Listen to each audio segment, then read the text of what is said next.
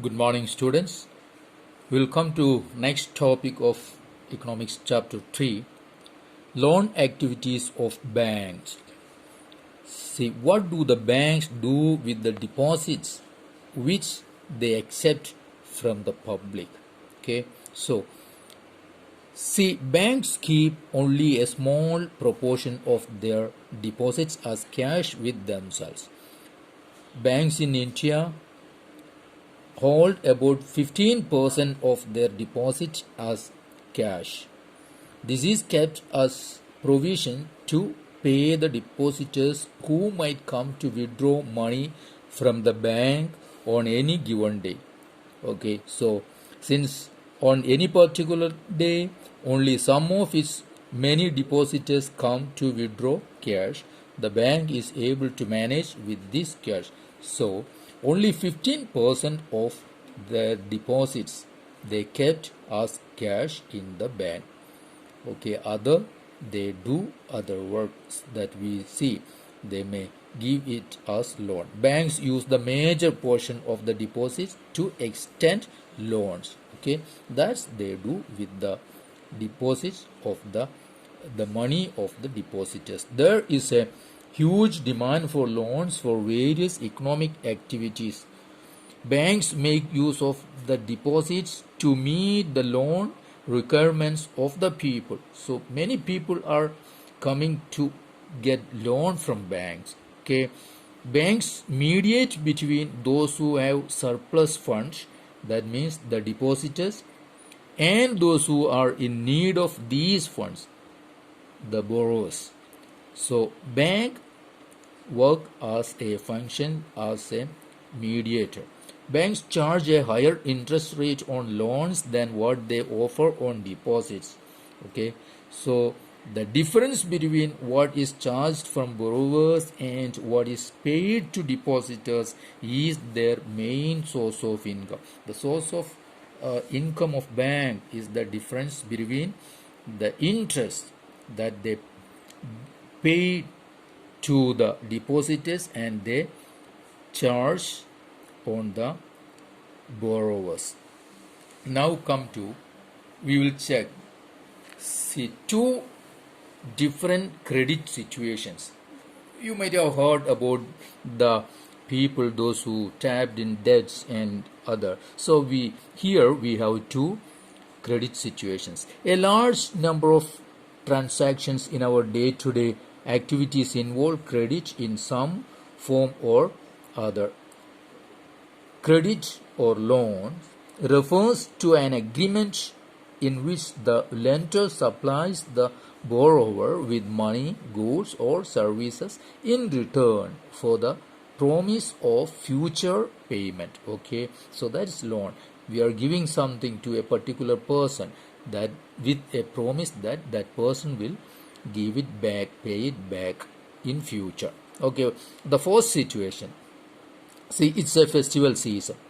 Okay, so Salim, a shoe manufacturer, has received an order from a large trader in town for 3,000 pairs of shoes to be delivered in a month time. Okay, so to complete production on time, Salim has to hire a few more workers for stitching and pasting work. Salim has got an order. Okay, he needs some more workers, so he has to purchase the raw materials. Now other requirements, see, raw materials, extra raw materials needed. To meet these expenses, Salim obtains loans from two sources. He is collecting loans from two sources. First, he asks the leather supplier to supply leather now and promises to pay him later. Okay, the first source, he with leather he is making the shoes. No, so leather supplier, he got the leather, but he is not giving the money now, but he is giving it in future. Okay, second, he obtains loan in cash from the large trader who asks advance payment for 1,000 pairs of shoes with a promise to deliver the whole order by the end of the month. Okay, now first he got the raw materials without paying money now, and second he got money from the trader without giving him the product. Okay, so both ways he got credit. Okay, now at the end of the month, Salim is able to deliver the order, make a good profit, and repay the money that he had borrowed. This is the first situation. Okay, in this case, Salim obtains credit to meet the working capital needs of production. The credit helps him to meet the ongoing expenses of production, complete production on time, and thereby increase his earnings. He got an income, right, through these two-way credits.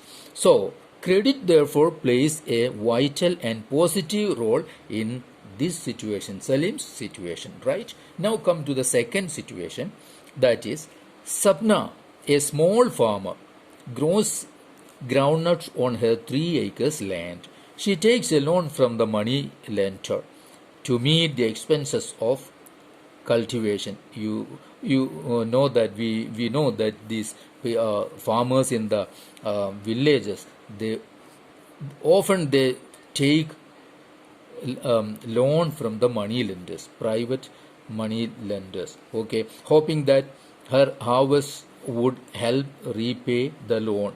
Midway through the season, the crop is hit by pests and the crop fails. Though Sapna sprays her crops with expensive pesticides, it makes little difference. She is unable to repay the money lender, and the debt grows over the year into a large amount. Next year, Sapna takes a fresh loan for cultivation. It's a normal crop this year, but the earnings are not enough to cover the old loan. She is caught in debt. She has to sell a part of the land to pay off the debt. So the second situation, where Sapna as a farmer, she took loan, spent on her cultivation, but met with loss. Means the crop was not good this time. Harvest was not good of harvest. So lost money, and she fell trapped into debt and had to sell her land. So this is a situation. So here, first one, see the credit plays a vital and positive role in first situation, but in second it was a case of loss. In rural areas, the main demand for credit is for crop production. Crop production involves considerable cost of seeds, fertilizers, pesticides, water, electricity, repair of equipment, etc. So there is a minimum stretch of 3 to 4 months between the time when the farmers buy these inputs and when they sell the crop.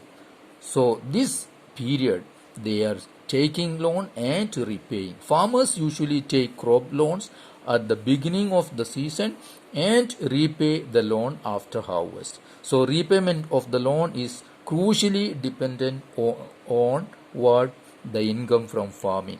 So if the crop is not, the yield is not good, not proper, or any climatical problem is happening, then they may not be able to repay the loan. So in Sapna's case, we know the failure of the crop made loan repayment impossible. She had to sell part of the land to repay the loan. Credit, instead of helping Sapna improve her earnings, left her worse off. So this is an example of what is commonly called debt trap. So credit in this case pushes the borrower into a situation from which recovery is very painful. So it was, instead of being better off by the credit, she fell into worse off. That happens. See, in one situation, credit helps to increase earnings, and the person is better off than before. In another situation, because of the crop failure, credit pushes the person into a debt trap, and to repay her loan, she had to sell a portion of her land. Now she is clearly much worse off than before. Whether See whether credit would be useful or not. Therefore, it depends on the risk in the situation and whether there is some support in case of loss. So, if government support the farmers, those who fall into a loss or debt trap, then only farmers can survive from these kinds of debt trap. Now, come to see, there is terms of credit. When banks give credits, terms of credits there. So, interest rate, collateral and documentation requirements, and the mode of repayment together comprise what's called the terms of credit. Okay, the terms of credit vary subsequently from one credit arrangement to another. That means from types of banks or the lender. They may vary depending on the nature of the lender and the borrower. Okay, so we will see now other loan.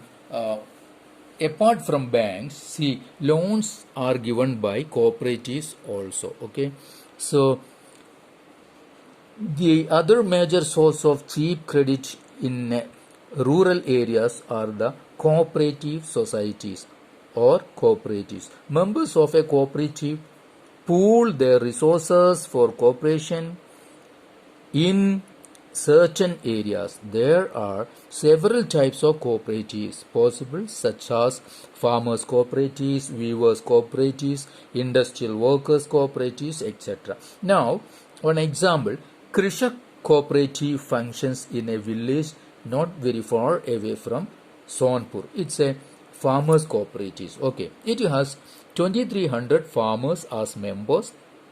It accepts deposits from its members.